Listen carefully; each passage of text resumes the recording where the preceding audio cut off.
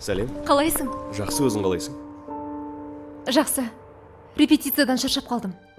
Дайындық қалай? Күшті? Ертең генеральная репетиция. Жүр, тамақтанып алайық. Сосын апарып тастаймын. Мақұл? Не жегің келеді? Білді.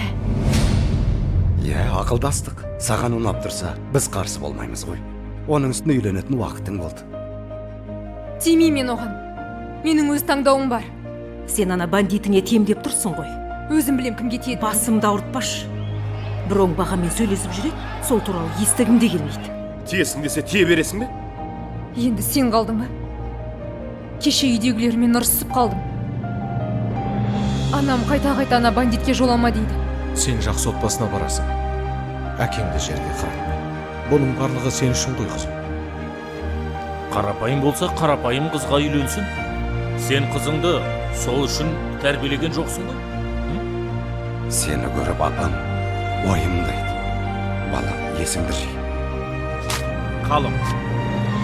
20 мың доллар. Менің намысымды. Осылай таптадың ба? Қателесесің. Менің ештеңем кетпейді. Керісінше өзің маған жеркеніштісің. От болып, жалым болып сүйдім сені. Жас болсам да мұңайғаннан тозып қалдым. Кезінде жеңіліп көрмеген мен, бәрінде жеңем деп ем. Қазір мен баяғыдай емес, жабырқау. Көңілдегі ашу заны басып тұрмын. Сазына жалғыздықтың батып тұрмын. Айырылсам да мен сенен бір жолата.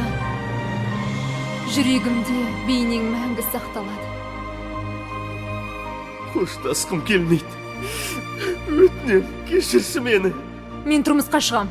Болды, жолама маған. Қош дегім келмейді. 27 сәуірден Қазақстанның барлық кинотеатрларында.